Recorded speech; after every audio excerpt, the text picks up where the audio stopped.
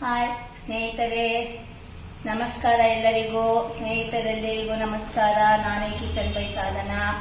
ನಾನಿವತ್ತು button idli starter ಮಾಡೋದು ಹೇಗೆ ಅಂತ ತೋರಿಸ್ತಿದ್ದೀನಿ.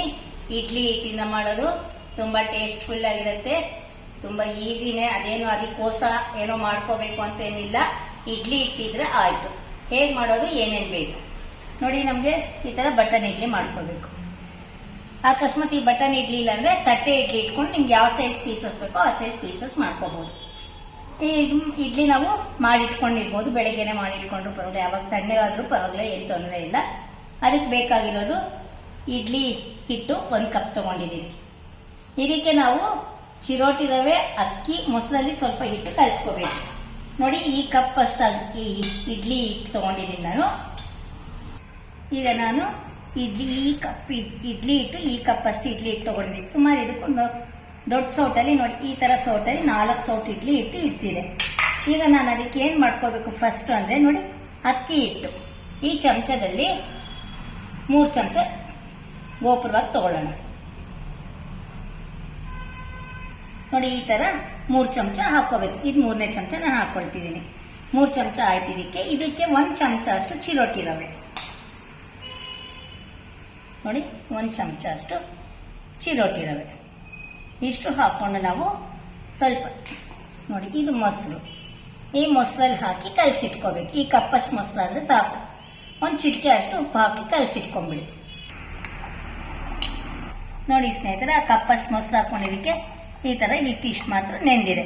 ಇದು ಮಿಕ್ಕಿದ್ದು ಸ್ವಲ್ಪ ನೀರು ಹಾಕೊಂಡು ಕಲಸಿಟ್ಕೊಳ್ಳೋಣ. ನೋಡಿ, ಮತ್ತೊಂದು ಕಪ್ಪಷ್ಟು ನೀರು ಹಾಕೋಬಹುದು.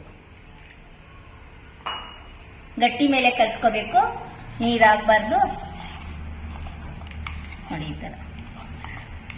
ಈ ತರ ಪೇಸ್ಟ್ ಮಾಡ್ಕೋಬೇಕು.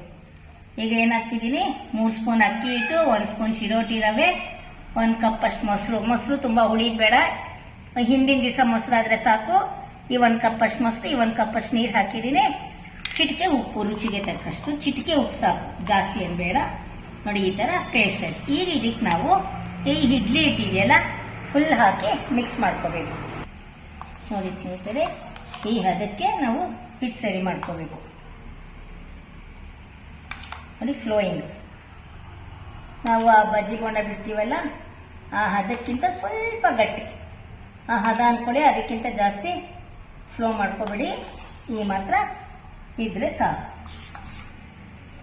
ಇವಾಗ ಇದನ್ನ ನಾವು 10 ನಿಮಿಷ ಮುಂಚೆನೆ ಕಲಸಿ ಇಟ್ಕೊಂಡ್ಬಿಡ್ಬೇಕು. ನೋಡಿ, ನಾನು 10-15 ನಿಮಿಷ ಮುಂಚೆನೆ ಇದನ್ನ ಸರಿ ಮಾಡಿ ಇಟ್ಕೊಂಡಿದ್ದೆ. ಈಗ ಇದಕ್ಕೆ ನಾನು ಒಗ್ಗರಣೆ, ಇದು ನಿಮಗೆ ಚಿಲ್ಲಿ ಫ್ಲಾಕ್ಸ್ ಬಂದ್ರೆ ಇತ್ತು ಅಂದ್ರೆ ಅದನ್ನೇ ಉಪಯೋಗಿಸ್ಕೊಳ್ಳಿ. ಇಲ್ಲ, ಒಂದು ಒಣಮೆಣಸಿನ್ಕಾಯಿನ ಸಣ್ಣಕ್ಕೆ ಕಟ್ ಮಾಡಿಕೊಂಡು ಸಾಸಿವೆ, ಎಣ್ಣೆ, ಸಾಸಿವೆ, ಇಂಗು ಪೌಡರ್ ಸ್ವಲ್ಪ ಚೆನ್ನಾಗಿ ಹಾಕೊಂಡು ಒಣಮೆಣಸಿನ್ಕಾಯಿ ಹಾಕೊಂಡು ಇದಕ್ಕೆ ಹಿಟ್ಟಿಗೆ ಬೆರೆಸ್ಕೊಳ್ಳಿ. ನೋಡಿ, ಈ ಒಗ್ಗರಣೆನಲ್ಲಿ ನಾನು ಎಣ್ಣೆ ಸ್ವಲ್ಪ, ಸಾಸಿವೆ, ಮೆಣಸಿನ್ಕಾಯಿ, ಇಂಗು ಮತ್ತು ಕಾಳು ಮೆಣಸಿನ ಪುಡಿ ಒಂದು ಸ್ವಲ್ಪ ಹಾಕೊಂಡಿದ್ದೀನಿ.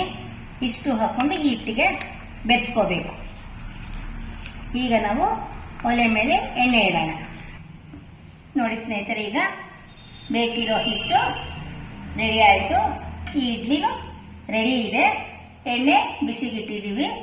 ಇದಿಷ್ಟು ಎಣ್ಣೆನಲ್ಲಿ ಕರ್ಕೊಂಡ್ಮೇಲೆ ಅದ್ರ ಮೇಲೆ ಟಾಪಿಂಗ್ಸ್ ತರ ಚಟ್ನಿ ಪುಡಿ, ಎಲ್ಲರೂ ಮನೇಲಿ ಚಟ್ನಿ ಪುಡಿ ಇದ್ದೇ ಇರುತ್ತಲ್ಲ, ಚಟ್ನಿ ಪುಡಿ, ಈರುಳ್ಳಿ, ಕೊತ್ತಂಬರಿ, ತುಪ್ಪ ಹಾಕಿ ರೆಡಿ ಆಗತ್ತೆ. ತುಂಬಾ ಚೆನ್ನಾಗಿರುತ್ತೆ. ತೋರಿಸ್ತೀನಿ. ಈಗ ಎಣ್ಣೆನಲ್ಲಿ ಕರಿತೀನಿ. ಇಡ್ಲಿನ 2-3 ಹಾಕೊಳ್ತಿದ್ದೀನಿ.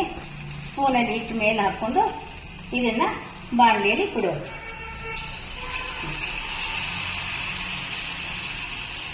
ನೋಡಿ, ಇಡ್ಲಿ ಹಿಟ್ಟನ್ನ ಇದ್ರ ಮೇಲೆ ಹಾಕೊಂಡು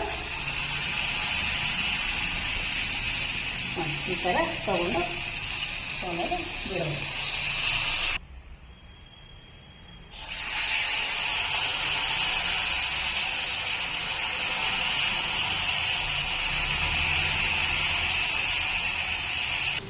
ನೋಡಿ ಸ್ನೇಹಿತರೆ, ಈಗ ಒಂದೊಂದು ಹೇಗೆ ಬಂದಿದೆ ನೋಡಿ.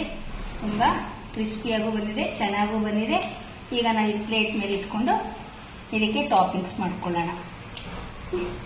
ಪ್ಲೇಟಲ್ಲಿ ಇಟ್ಕೊಂಡು ಚಟ್ನಿ ಪುಡಿ ಇದ್ರ ಮೇಲೆ ಹಾಕೊಳ್ಳೋದು. ಈಗ ಮನೇಲಿ ಚಟ್ನಿ ಪುಡಿ ಇರುತ್ತಲ್ವ, ಚಟ್ನಿ ಪುಡಿ ಹಾಕ್ಕೊಂಡು ಅದರ ಮೇಲೆ ಈರುಳ್ಳಿ.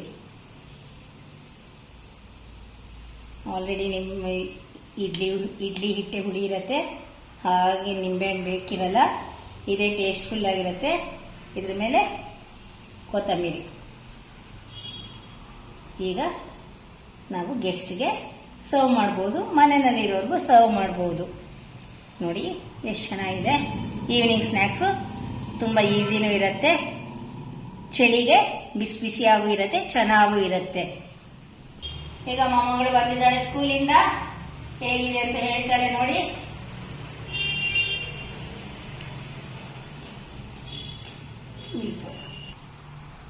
ತುಂಬಾ ಚೆನ್ನಾಗಿದೆ, ತುಂಬಾ ಕ್ರಿಸ್ಪಿ ಆಗಿದೆ, ತುಂಬಾ ಚೆನ್ನಾಗಿದೆ. ನೋಡಿ ಈ ತರ ನೀವು ಮಾಡ್ಕೊಡಿ ಮಕ್ಕಳಿಗೆ. ನಾನೇ ಕಿಚನ್ ಬೈ ಸಾಧನ, ನೀವು ಟ್ರೈ ಮಾಡಿ ಹೇಗಿದೆ ಅಂತ ಹೇಳಿ. ಈಗ ನಮ್ಮ ಮಗಳ ಮುಖ ನೋಡಿ ಎಷ್ಟು ಖುಷಿಯಾಗಿದೆ, ಅವಳಿಗೆ ಇಷ್ಟ ಆಗಿದೆ. ಕ್ರಿಸ್ಪಿ ಕ್ರಿಸ್ಪಿ ಇಡ್ಲಿ ಸ್ಟಾರ್ಟರ್ಸ್ ಮಾಡಿರೋದ್ರಿಂದ ಅವಳಿಗೆ ತುಂಬ ಖುಷಿಯಾಗಿದೆ. ನೀವು ನಿಮ್ಮನೆ ಮಕ್ಕಳಿಗೆ ಮಾಡಿಕೊಡಿ, ಹೇಗಿದೆ ಅಂತ ಹೇಳಿ. ನಾನೇ ಕಿಚನ್ ಬೈ ಸಾಧನ. ಬಾಯ್ ಬಾಯ್.